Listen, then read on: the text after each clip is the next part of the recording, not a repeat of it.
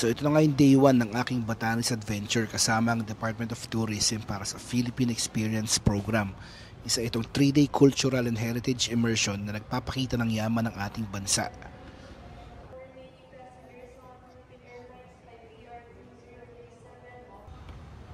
Sa araw na ito, ipapakita ko sa inyo ang mga iconic na lugar dito sa Batanes at syempre bibigyan ko rin kayo ng mga photography tips kung paano makakuha ng mga stunning na photos bilang isang photojournalist. Tara, samahan niyo ako. Ayan, after mga ilang minuto, dumating na si Secretary Cristina Garcia Frasco at sinalubong nga siya ng mga iba't ibang mga opisyal ng DOT mula sa iba't ibang lugar dito sa Pilipinas. Lalong-lalo na yung Region 2 dahil sila yung pinakamalapit doon sa pupuntahan namin. At yun nga ang probinsya ng Batanes. Kasama rin namin yung mga iba't ibang mga stakeholders, mga travel agencies at syempre may mga kasama rin tayo mga ibang mga taga-ibang dyaryo. At yan, maya na nga, sumakay na kami sa bus, papunta na kami dun sa aeroplano kung saan kami ay papunta na. At lahat excited at makikita dito sa bus na sa bus pa lang talagang excited na lahat at di ko na masabi kung ano nararamdaman ko dahil first time kong makapunta dito sa lugar na to. Actually second time, pero yung first time matagal na pero doon lang kami sa airport. First time kong makakaikot dito sa lugar na to.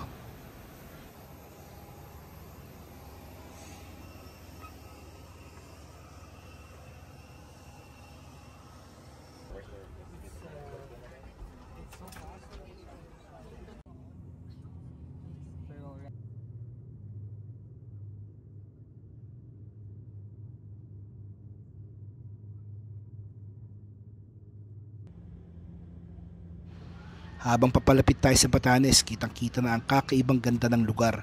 Mula sa Himpapawid, may kita ang mga rolling hills, dagat na kumikinang at maliliit na bahay na tila mga obra maestra sa canvas ng kalikasan. Ang aerial perspective ay nagbibigay ng magandang pagkakataon para makapture ng wide landscape shots. Quick tip, gamit ang window seat advantage para makakuha ng perfect in-flight shots. Pwede rin kayong gumamit ng wide angle lens para mas ma-emphasize ang lawak ng tanawin. Mula sa upuan ko sa eroplano, kitang-kita na agad ang tinatawag nga nilang Batanes Blue o yung pagkaka-blue ng dagat na ibang-iba talaga ang itsura dito sa Batanes kaya nga nila tinawag na Batanes Blue. Dito pa lang sa taas pala ng eroplano, halos hindi na ako magkandamayaw sa pagkuha ng video at larawan dahil mula pa lang sa taas kitang-kita na agad ang ganda ng probinsya.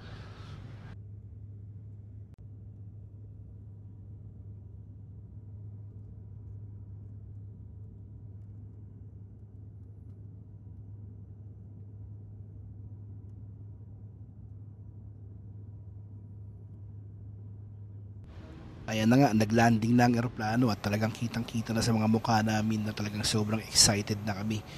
Pati iba naman itong paglanding ng gulong kinukunan ko. At yan na nga, pumasok na kami sa arrival area ng Basco Airport.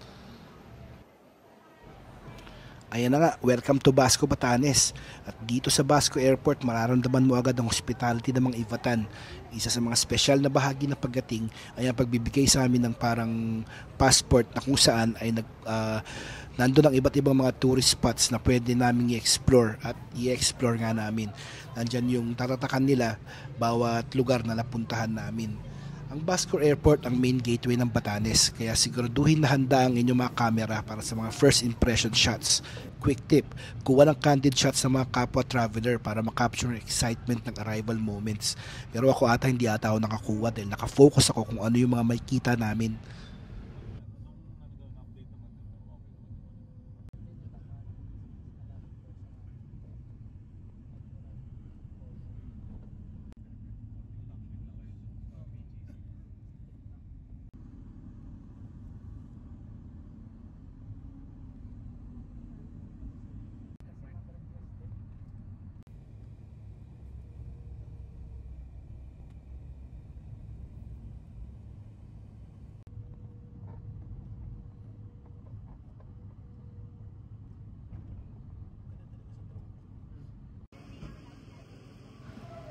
At ang aming unang stop ay ang San Carlos Borromeo Parish Church o mas kilala bilang Mahataw Church. Isa itong Roman Catholic Church na itinayo noong ika-18 siglo at itinuring na cultural icon ng National Commission for Culture and the Arts noong 2001. Gamitin ang natural light para makakuha ng intricate details ng architecture. At isang pro tip, maghanap ng unique angles para ma-emphasize ang symmetry at textures ng simbahan. Subukan ding mag-shoot ng vertical frames para sa mga social media stories. Don't forget to capture the details like the church's altar and stained glass window kung meron. So yan, tulad nga ng sinabi ko kanina, yan, tinatakan na yung passport namin dahil ito nga yung una namin destination, ang simbahan ng Mahataw.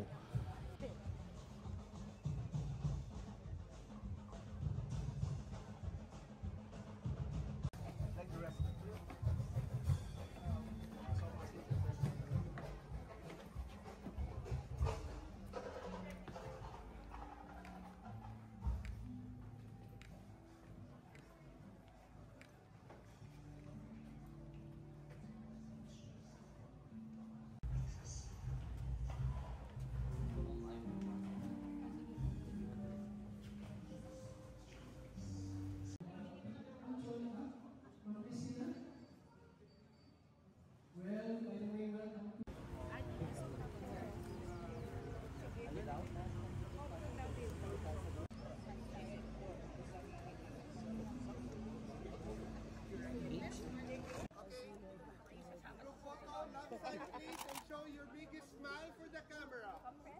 Love sign, please, everyone. Go!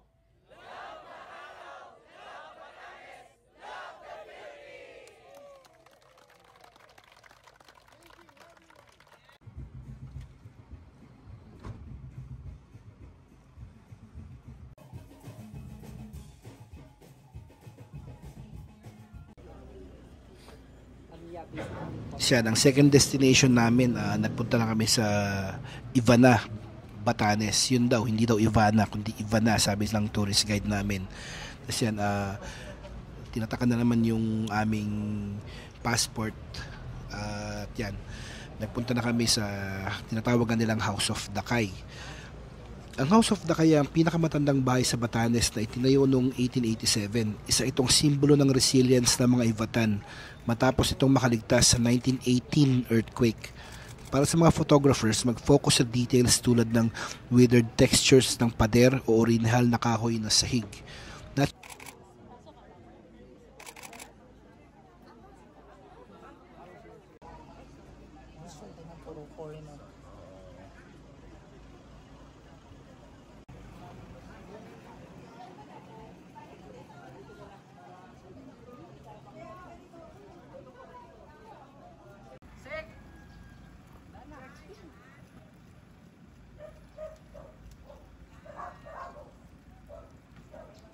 Sunod namin pinuntahan ng Castaño Ruins, isang heritage home na itinayo noong 1933. Napansin nyo ba ang designs ng porch? Ginamit dito ang reinforced concrete at machuka tiles na nagbibigay ng eleganting karakter. Quick tip, gamitin ang leading lines technique para i-highlight ang architectural details. Magandang practice rin na mag-include ng human element sa mga photos para may pakita ang scale at texture ng lugar. Yan, makikita nga dito sa video, pinasample din sila Secretary Frasco ng traditional way ng pagpintura nga dito sa ruins at gumagamit din sila nung sarili nilang paintbrush na sila rin na may gawa. Matagal na raw itong ginagawa dito at simula pa ng mga unang panahon, yung mga unang tumira dito sa Batanes, ginagawa na itong ganitong procedure sa pagpapaganda ng kanilang mga bahay.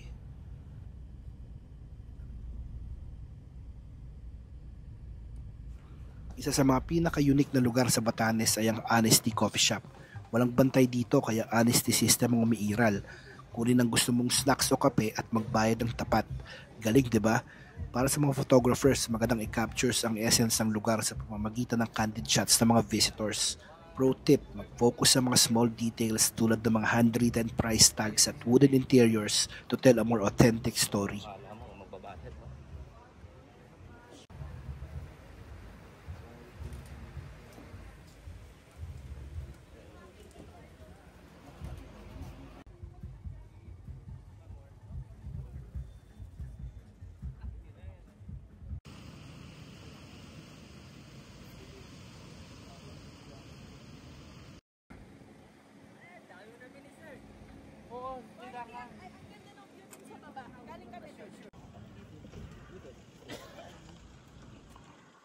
At ito na ang second to the last destination of the day, ang Nakurang Viewpoint. Dito matatanaw ang 360-degree view ng Ivana Beach, karagatan at ang Sabtang Island. Perfect spot ito para sa landscape photography. Pero pagpunta namin doon, yun, sinalubong kami ng mga pagkain. Nandiyan yung tinatawag nilang kamote na talagang sinasabi nga nila matamis. At nung tinikman ko naman talagang matamis. At pagkatapos nung makakuha ng pagkain, nagpunta na kami doon sa viewpoint na kung saan tinatawag. At tama nga sila, matatanaw mo talaga dito yung 360 degrees view ng Ivana Beach at ang Sabtang Island. At syempre, di rin pwedeng palampasin ang Alapad Rock Formation, isang stunning limestone cliff na hinubog ng kalikasan. Subukan ng silhouette photography during sunset para mas dramatic ang effect. Kung gusto nyo ng action shots, gamitin ng burst mode habang may mga seagulls o mga nagka-crash na mga waves. Sobrang ganda talaga ng tanawin dito.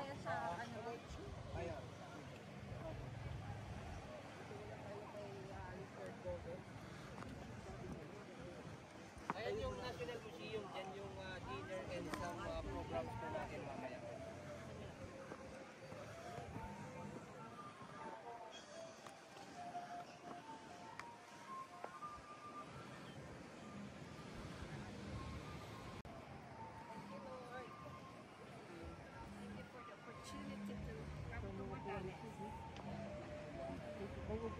Pwede kang maglakad hanggang doon sa pinakatuktok para mas makita mo yung ganda ng view. At yun nga yung mga delegates, parang walang nararamdaman na pagod. Talagang umakyat nga agad sila doon sa pinakatuktok at sa pinakadulo para mas makita mo ng 360 degrees view.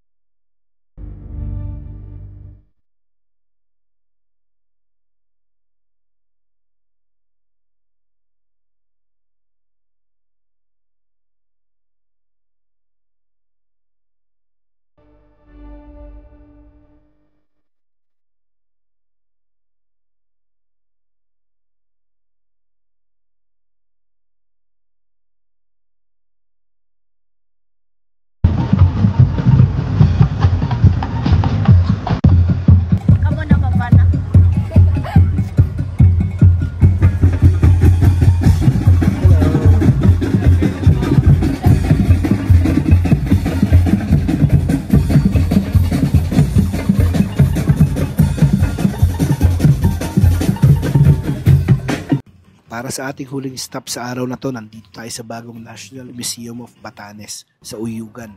Dati itong Loran site ng mga Amerikano, ngayon ay isang repositoryo ng kasaysayan at kultura ng mga Ivatan. May kita dito ang mga sining ng loom weaving at beadwork na tinatawag ng kapainon at kapay na nanamet. Mag-focus sa close-up shots para ma-highlight ang details ng mga artifacts. Magandang practice rin ang mga shoot ng video clips na nagpapakita ng cultural demonstrations para makapag-share ng immersive experience sa inyo. Doon na kami inabot ng gabi hanggang sa maghahaponan.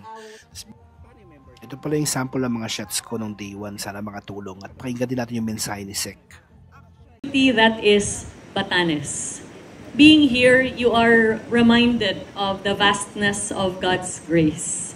You feel it in the smiles of the people that you meet, the chill of the air, the sound of the waves, in the love that you taste in the food that you consume. Batanes truly is one of a kind.